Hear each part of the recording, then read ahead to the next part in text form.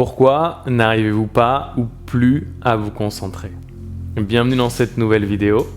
Ici Cédric Michel et aujourd'hui on va parler de concentration et du pourquoi de plus en plus de personnes ressentent des difficultés d'attention et de concentration. Et juste avant d'oublier, si vous aimez ce type de vidéo, eh bien dites-le moi en likant et surtout en vous abonnant à ma chaîne. Et si je vois dans les statistiques que vous répondez positivement, eh bien je continuerai à vous proposer du contenu comme celui-ci. Merci. Pour commencer, j'ai une question pour vous. Avez-vous déjà ressenti que malgré vos meilleures intentions, vous avez parfois des difficultés à vous concentrer ou à garder votre attention? Que ce soit dans vos méditations, au travail, dans les études, ou même tout simplement en lisant quelque chose. Un peu comme si votre capacité de concentration semblait parfois s'évaporer. C'est bizarre, non? En fait, le truc, c'est qu'aujourd'hui, nous vivons dans ce qu'on appelle l'ère de l'économie de l'attention. Et les entreprises se battent pour capturer votre attention et la conserver. Et quel est leur meilleur allié selon vous? Vous l'aurez sûrement deviné, ce sont les réseaux sociaux. Ils sont conçus pour vous garder engagé et focus le plus longtemps possible. À chaque notification, à chaque commentaire, votre cerveau libère de la dopamine, qui est une hormone qui est liée au plaisir et à la récompense. Et ces petites doses de bonheur vous poussent à vérifier sans cesse votre téléphone, créant ainsi un cycle d'addiction. Plus vous vérifiez, plus vous êtes récompensé.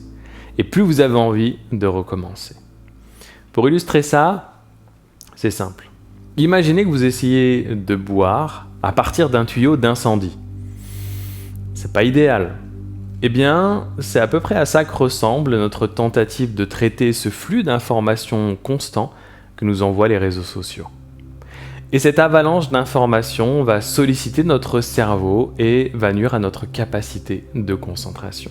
Il existe même un phénomène assez effrayant qui s'appelle le FOMO, The Fear of Missing Out, et en bon français, c'est la peur de manquer quelque chose.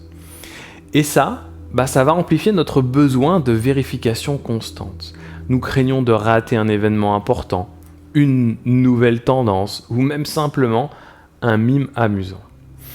Et cette anxiété sous-jacente, c'est une forme de distraction, un vampire d'énergie. Et j'ai parlé des réseaux sociaux, mais c'est à peu près pareil si vous êtes addict aux chaînes d'information en continu. Alors beaucoup de personnes aujourd'hui se glorifient, ou plutôt s'auto-glorifient, d'être des maîtres, des masters du multitâche.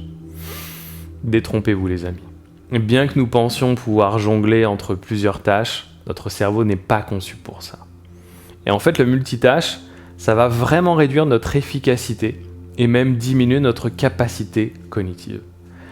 Heureusement, tout n'est pas perdu. Et de plus en plus de personnes en prennent conscience. Et prendre conscience de ces pièges ou ce piège, c'est la première étape pour s'en libérer.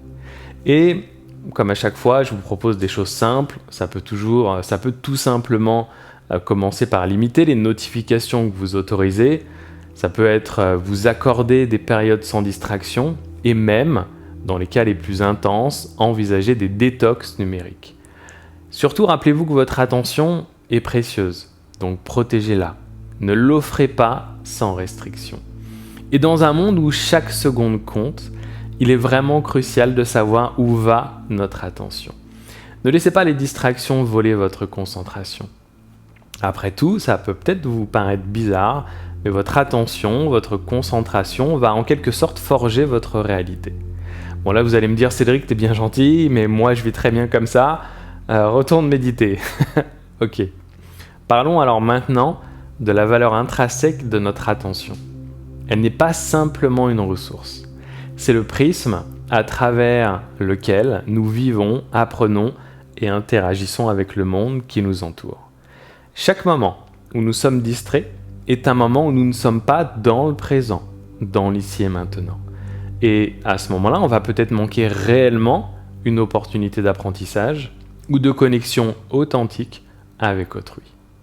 Et surtout, la concentration, c'est pas une ressource inépuisable.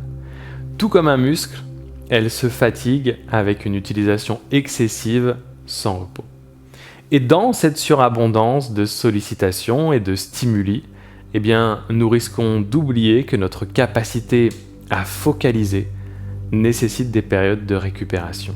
On n'imagine pas un sportif professionnel ne se reposant pas, c'est la même chose. Et ces moments de pause, souvent négligés, sont essentiels pour recharger notre esprit et stimuler notre créativité et aussi maintenir notre bien-être mental. Donc prenez ces temps de pause avant qu'il soit trop tard ou que ce soit douloureux. Gardez aussi en tête que la technologie n'est ni bonne ni mauvaise, comme tout de toute façon. Elle est vraiment avant tout ce que vous en faites. Elle peut donc être positive si vous y mettez de la conscience et du discernement. Elle a le potentiel d'enrichir votre vie, de vous connecter avec le monde entier, d'amplifier votre capacité à créer et à apprendre. Mais elle ne devrait pas vous dominer. Je le répète, c'est vraiment important. Si vous devez retenir qu'une chose de cette vidéo, la technologie ne devrait pas nous dominer. Et il est crucial de se rappeler que nous contrôlons les outils technologiques qui sont à notre disposition et pas l'inverse. Si vous ne pouvez pas vous passer de votre smartphone ou des réseaux sociaux pendant plus d'une journée, désolé de vous le dire, mais c'est tout simplement que vous êtes addict, accro, et qu'il peut donc être intéressant de faire l'effort, au lieu de laisser ces applications et les notifications dicter le cours de votre journée, d'essayer de décider consciemment quand et comment les utiliser pour enrichir votre vie et votre expérience du quotidien. Imaginez un futur où, plutôt que d'être constamment tiré dans 1000 directions, vous choisissiez délibérément, consciemment, où vous portez votre attention. Un monde où chaque interaction, chaque tâche est le reflet d'un choix en conscience.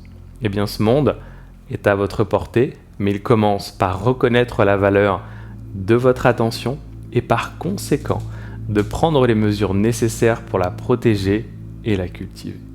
Et en considérant la valeur de votre attention et en la plaçant au centre de vos priorités, eh bien vous pourrez non seulement améliorer la qualité de votre vie, mais aussi construire des relations plus profondes et plus enrichissantes.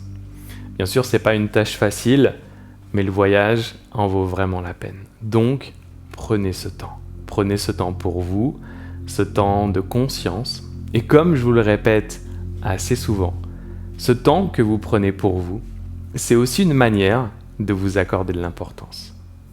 Donc voilà ce que j'avais envie de partager avec vous aujourd'hui. Encore une fois, notifiez-moi votre attention ou en tout cas le fait que vous aimez ce nouveau type de contenu que je vous propose. Alors, vous pouvez vous abonner à ma chaîne, mais surtout partager cette vidéo. Et pour vous remercier, eh bien, je vous offre mon bonus sérénité. Le lien se trouve dans la description ou en tout cas dans le premier commentaire. À bientôt.